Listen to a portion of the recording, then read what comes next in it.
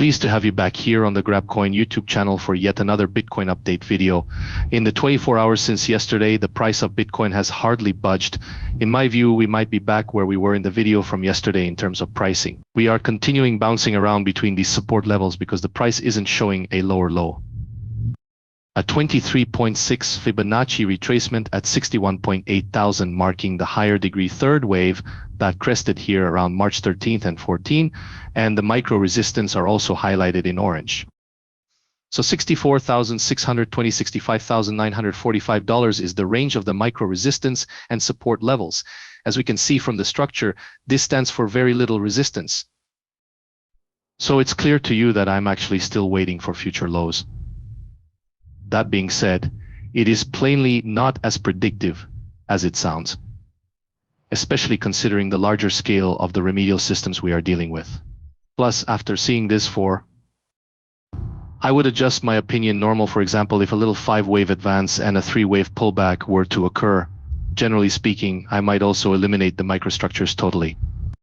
It would probably provide the same result. Even better, I could just say, okay, we have this range here which could be more appealing to some. This is an area where you can rely on Elliott support. Did you intend to wave?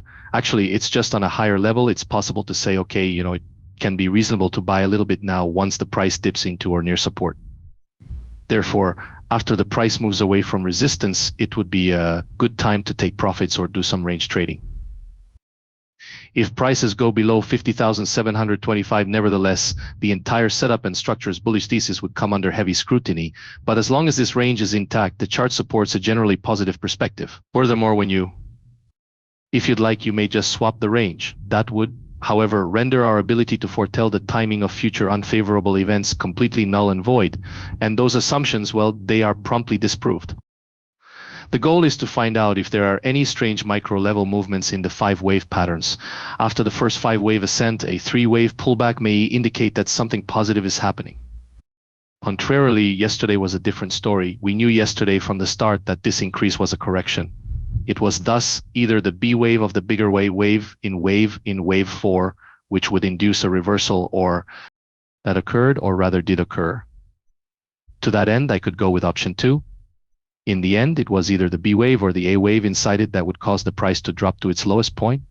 Hence, A, B, and C would likewise lead to a getaway. So the 3-wave rally was a warning sign of an impending decline. The rising wedge and the falling breakout were also visible yesterday. As a general rule, the starting point of a wedge breakout is the commencement of the wedge itself. It was probably here that happened. After that, though, I saw 5 distinct waves. I informed you in yesterday's video, approximately 63.5 km separated us. We are right back where we started. Although it was made plain that, sure, due to the 5 waves down after a 3-wave rally, we frequently look for lower prices at the moment until the price shows us or tells us that something else is happening. Following that moment, we need to change our perspective. In what ways could it achieve that? Indeed, save from a brief pause due to tiny resistance, there has been no change since the prior video. Yet the ranges remain 64,660 and 65,990. It doesn't mean the price has to be that high. It is indicative of typical resistance. If the price hits that level, we should see a rejection. However, it might not even hit that level. Furthermore, because this B wave exceeded its downside target, so we might as well get out of here now. In fact, the initial indication of maybe further optimistic developments is a breach above micro barrier. For the time being, I am more optimistic. To dismiss this pattern entirely, we need to see prices rise beyond yesterday's high of 66,080. How would I react in that case? In my view, the B wave would just keep going. That yesterday's surge was limited to just 3 waves is the reason for it. Even though it's clearly A, B, C, and the C wave is the 5th and final diagonal, I should call it WXY. Because of this, I explain, alright, so there were only 3 waves up and 5 waves down, thus I should brace myself for further drops until the market gives me a long side setup, or failing that breaks resistance, which it is unlikely to function in this current unfavorable state. At the moment, that is what I am viewing. Is this the lowest point? Would the whole wave crest if it hit bottom? Truly, the sky's the limit.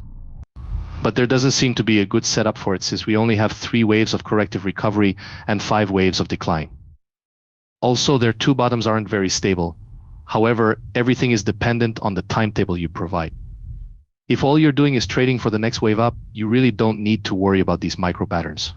When those microstructures are invalidated, we set a new low point and people start to worry because of the risk they provide.